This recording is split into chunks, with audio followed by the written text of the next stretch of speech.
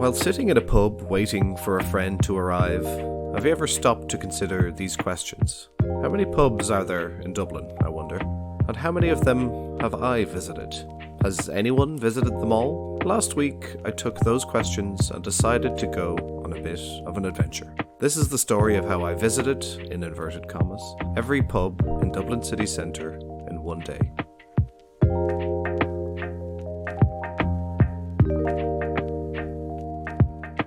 Welcome to Publin, a podcast about the culture, history and heritage of pubs at home and abroad.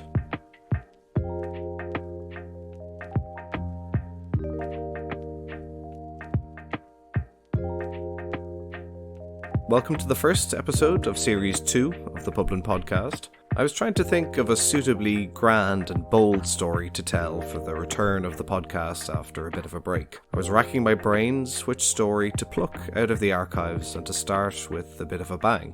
After some consideration, I came up with an idea where I'd create a new story and tell that.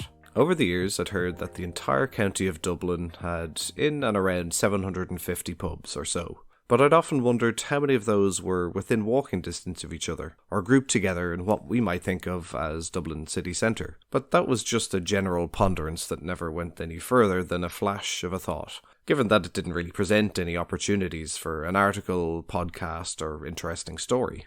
Then, last year, I did a podcast about a certain route whereby you endeavour to cross the city without passing a pub. That's from the Grand Canal at Baggot Street to the North Circular Road. It takes around an hour and a half and the route is a bit windy but still easy to follow, and in fact I've committed it to memory now. After doing this route and the podcast, I thought about what might be the opposite of this.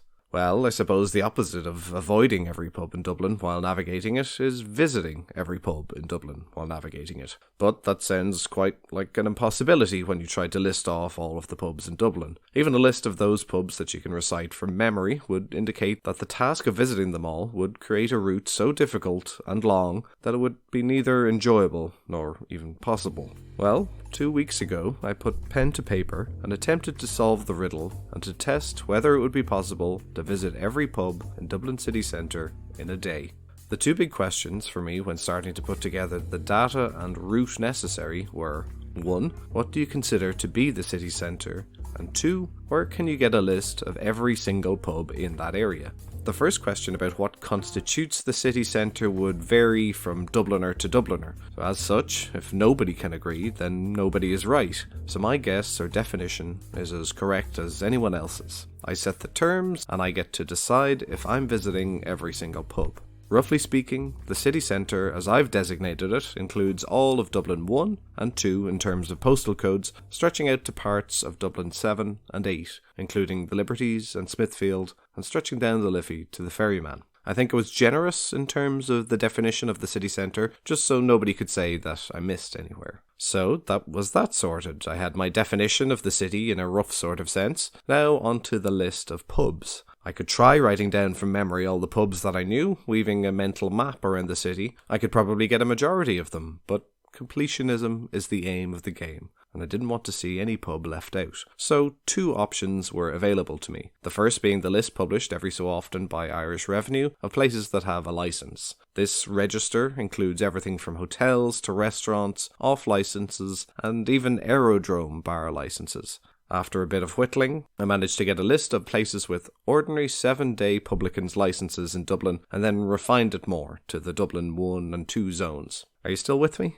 Not because it's complicated, because it's a bit tedious to describe, but bear with me, I'll get to the part where I visit all of these places in one glorious day very soon. Now, back to the stats. For various reasons, I couldn't use the revenue list. The addresses aren't written very exactly and would be difficult to feed into any route mapping software. 1 or 2 Abbey Street and parts on Marlborough Street is not an address format that most websites or apps would recognise immediately. The second option turned out to be an absolute winner, thanks in large part to its creator. Cian Duffy has been working on a very unique map of Dublin for a number of years. He's trying to put together the most complete record in existence of every single pub in Dublin, both present and past. He's tracking what pubs have been called over the years, recording changes in name and ownership, and noting what buildings were once occupied and used as pubs. For my purposes, this map is invaluable. Not only can it be refined to pubs that are now open, but it also has exact longitude and latitude points for each location. After a bit of manual extraction and editing, I had an Excel sheet that I believed to be every pub in Dublin. Bingo. Next was the moment of truth. I had eventually found some mapping software into which I could put these 230 or so points, and it would chew it up and spit out to me a route that would take you around on foot to visit every single one of them. It would tell you how many kilometers it was in length and how long it would take. It would also tell me if it was a total fool's errand and not worth doing. So, in it goes. I press go, and here's what came out. Have you ever seen those videos online, probably faked, of a spider being given a dose of LSD and then they create a psychedelically induced web that has none of the symmetry of a conventional web and generally looks a bit mad? That's what the route map looked like, but lo and behold, the numbers below it were encouraging. 230 stops at 1 minute stoppage at each would take 11 hours and was 35 kilometers in length. That looked doable. But what does it mean to visit every pub in Dublin? How do you qualify that? Well, it's my invention, so I deemed that touching each of these pubs would qualify as visiting. That's it. That's how the route was put together. It was just a matter of when to do it. The following Tuesday seemed a likely opportunity, given that the Route Mapper software free trial ended the following day. I could make a bit of history and save myself 20 quid at the same time. Needless to say, the physical training I endured in the preceding days was rigorous. On the Saturday evening before, I limited myself to a meagre 6 pints and ate complex potato starch-based carbohydrates in tandem with the liquid barley elements of my diet. Athletes such as myself require a high-calorie diet in the run-up to long-distance events like these, a marathon, if you will. The copyright for this phrase lies entirely with my friend Rob. The morning of the feat, I woke up at 6 a.m. and stretched for 5 minutes, an ample amount of time to limber up for a near marathon length walk. I had a full battery on the phone, a Tintin notebook with a non-digital copy of every pub name in route order written on it, and a bottle of water. And off I went at 7:30 a.m. to find pub number 1, The Barbers in Grangegorman.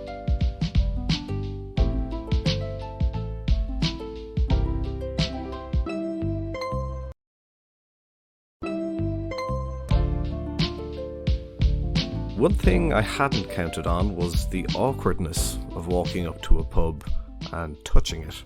It sounds like an odd gripe, but consider that not all of these pubs were lined up one after the other on the street and directly in my path. Often I'd have to walk down a street and double back, stopping briefly at the pub and studying it as if I'd forgotten that I wasn't meeting a friend there, while at the same time popping a hand on the brickwork or knocking a knuckle on a door, giving it a tap like you'd kick a tyre to examine its roadworthiness. And it looked odder still at 7 in the morning, crossing over the road, possibly towards the only other person there on their way to work, and gently caressing a building before going back across in the same direction. I had to resolve that today, the job was the job, and that I was going to raise a few eyebrows doing it. Setting out to touch every pub in Dublin wasn't just for some sort of personal triumph. I was doing it to make this episode and to generate a bit of buzz for Publin. With that in mind, I put up information on Twitter and Instagram that today I was venturing a feat never before seen in Dublin, attempting to simultaneously enter the annals of Irish sporting and drinking history, finally devising the strategy to bridge the two worlds. After a few minutes on the road, it was evident enough that the walk was capturing the imagination of many Dubliners, and people began to follow along. Some of the choicest tweets in support included the following: "I think you've just invented Dublin's very own Camino Way," and "Hard to believe they keep putting people into space when this is truly the greatest adventure. Good luck." And then there were some who didn't quite see the fun in it and duly made their voices heard. "What next? A pissing competition? Maybe in the next series." What a load of nonsense. Thank you for adding your voice to the cacophony. I'll be sure to take your opinion under advisement. Within the first hour of the walk, I was making great headway and hit pub number 50 at 8:30 a.m, the Hairy Lemon on Stephen Street. The route mapping software had planned out the most efficient way to visit all of these pubs, which meant that it threw up a few quirks of the route. Oftentimes I would be maybe 50 metres away from a pub, but it wouldn't register as up next on the map. Instead, it could be 6 hours and 18 kilometres later that I would eventually come back by this pub to tick it off. I resolved early on that it was best and easiest just to trust the route put before me and have faith that all would work out in the end, even if I could literally see a pub mere feet away from me. Trust the process, as the saying goes. While the route was complicated and required attention, the actual touching of the pub, which as I've said was a bit awkward in places, was the easy part. Except for 2 pubs along the way. Early morning is a time that patrons don't really get to see the inner workings of a pub, and it's then that the bulk of the deliveries happen, when streets are bare of pedestrians. On Harry Street I walked into a bit of a trap of sorts. A delivery was occurring outside Bruxelles, but it was like that they knew that I was coming, and had erected a gauntlet for me to run in the shape of a several hundred keg perimeter that ran right around the pub, from the Phil Lynott statue to the curve at the side of the building. It was like Donkey Kong knew Mario was coming and made a beer-filled moat around his castle. Luckily, I found a gap in the defences and managed to breach them, but, as always, your princess is in another castle, and on we go. Another pub, well beyond this point, had clearly heard that I was coming and quickly resolved to hire a team of elite painters to cover every touchable inch of the pub in white paint and ensure that there was at all times somebody on watch to make sure that I couldn't complete that pub. They're a wily bunch, these publicans. At this point, I received a phone call from a media outlet and used that phone conversation as cover to hang around outside the pub until one of the painters' backs was turned, affording me an opportunity to run my hand along the wall on the only part of the pub left unpainted. Anyone looking on from the nearby apartments would have had severe concern for my state of mind. John 56, publicans 0.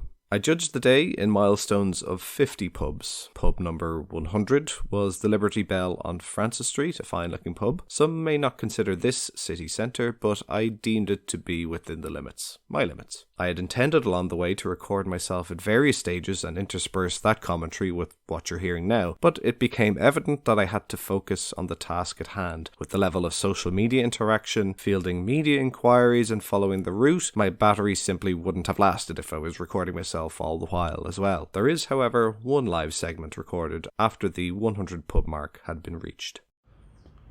So I have reached the dozy tranquility of the Grand Canal up by Harold's Cross Bridge.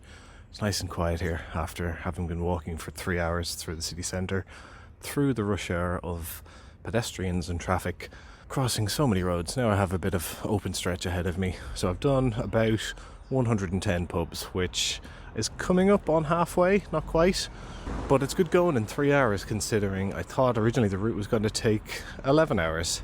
Now it's still taking its toll. My legs are stiffening up a little bit, but there's still plenty more juice in the tank. I have drank an awful lot of coffee, so hence why I'm speaking rather quickly now. I'm even speeding up now.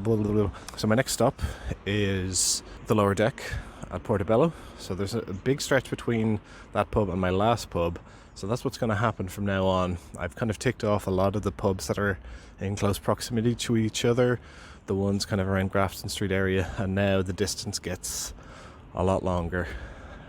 So that might ease into my time a bit and bring it up, but, well, I chose it. But all in all, it is an absolute glorious day out. Perfect sunshine, nice temperature, not too hot, not too cool. So off I go on this other round, and I'll pass you back to me. Thanks, John. It was in or around this point of the walk, when I'd crossed the Liffey 3 of the 6 times for the day, that I started to take stock of how my walk was being followed online. The insights into the initial tweet gave me a bit of a boost and told me that there was no way I could get away with backing out now, even if the legs stiffened even further. By 11 a.m, well over 100,000 people had seen what I was up to on Twitter, and the media requests began to roll in, first from Dublin Live, an online-only news site, and then the Irish Independent got in touch, and I had to duck into the Ivy Gardens to do an interview with them. Why is it that a man walking around and touching pubs seemed to capture the imagination of people in media and on social media? I suppose there's a huge novelty factor to it because, to anybody's knowledge, nobody else has done it. And possibly because nobody had thought of doing it because they didn't think it possible. Whatever the reason, it's fair to say that the spotlight was now on. Well, online anyway. I didn't meet a sinner on my travels who I knew or who knew what I was up to. To the good people of Dublin, I was just a man they observed occasionally awkwardly stroking a pub and then walking off in the direction of the next one. Pub 150 was Toner's on Bagot Street, and it was between 100 and 150 that I covered a lot of ground without picking up many pubs along the way. The legs and hips began to wail a bit at this point. Sustenance was required before going on further. Stops became more frequent from this point, and my poor nutritional preparation began to show. Maybe I should have brought some energy bars along with me. Pub 200 was bar 1661 on Little Britain Street, and from there I ticked off a few pubs further north before doubling back towards Parnell Street. And then my pub odyssey reached an even wider audience. John Garrity runs a website called Publin, which is a guide to Dublin pubs, but today he's demonstrating his love of the Dublin boozer right now. He's in the middle of visiting every pub in Dublin city centre. That's 240 of them, a 35-kilometre long pub crawl. John, good afternoon to you. Hi, Sean. How's it going? Where are you now? What number are you at? I am at number, I think, about 206 at the moment. I'm kind of in the general Parnell Street region. I'm ducking into a park here. Right, so I okay. can talk to you and take a little bit of a break. Fair dues. So where did you start? How did you... National Radio had picked up on the story and brought it to a more Middle Ireland kind of audience. This would ensure that taxi drivers would be discussing the pub walk among themselves later in the evening. From this point on, I was on the home stretch. I also picked up a few pubs in this area and through other parts of the day that weren't on my initial list. But I walked down so many streets in the city that day that even those that I'd missed out on my initial map were easy to pick up along the way. Some were new pubs like Maher's on the Quays, and others like Bison and the Workmen's Club operated under one licence. One has to be vigilant on a walk such as this, and as they say, gotta catch 'em all. I had been thinking about which pub to have a celebratory pint in and had made up my mind on the home stretch. This was an excellent motivator to bash out the remaining few kilometres and make the legs work for just a little bit longer. Then we came to the last few pubs and the final countdown. 5 O'Reilly's Tara Street, 4 O'Neill's Pierce Street, 3 Kennedy's Westland Row, 2 the Ginger Man Fenian Street, 1 the Lincoln's Inn on Lincoln's Place, and my task was done, the feat completed. And then I had to walk another 1.2 kilometres to my pub of choice. So that was it. 238 pubs in all, I think, over 35 kilometres in distance, in just over 8.5 hours of solid walking, save for a few sit-downs. The flowing tide on Abbey Street was a very, very welcome sight. Walking in, I noticed the snug was free and parked my arse down to sit now and forevermore. I chose the pub because it's a favourite of mine and looks great since a recent refurbishment that kept the traditional feel of the pub while also giving it a new lease of life. 1 pint turned to 2, and you can probably imagine the rest. The social media exposure kept coming, and in the next few days the walk was on FM 104, The Irish Sun, The Irish Mirror and Love in Dublin, in which I was referred to as a pub enthusiast, Irish man, Dublin man, pint lover, pint man and simply man. All in, I'd imagine that well over 500,000 people that day became aware of a man walking around visiting every pub in Dublin. Only in Ireland could you have the breaking news headline of "Man Visits Pubs." So now, I'm the first person to visit every single pub in Dublin City in one day. But that's far from the most impressive record of its kind. In a future episode of the podcast, I'm going to tell you about the Japanese man who visited every pub in Dublin City and County. All 750 odd of them had a pint in each one and did it all in 2 years. That is a story of much more interest. I was asked if I'd do it again, to which I responded, absolutely not. But it would make an interesting annual tradition, maybe not for me, but for other people to do. A feat of exercise and pub adoration to be completed every 22nd of January. Maybe friends could turn it into a relay race, breaking the course up into 4 sections. Visit every pub in Dublin between you, and then meet for a scoop at the end. Or maybe some enterprising person out there will do it in a different fashion. They could try to set foot inside every pub in Dublin in one day. That would be a good bit more time consuming and require more preparation. It would also look fairly bonkers to anyone observing it. My final words on the topic would be, reach for the stars, and maybe someday you too might be able to fulfill your dream of walking around for ages and touching a load of buildings. And if that doesn't inspire you, I don't know what will.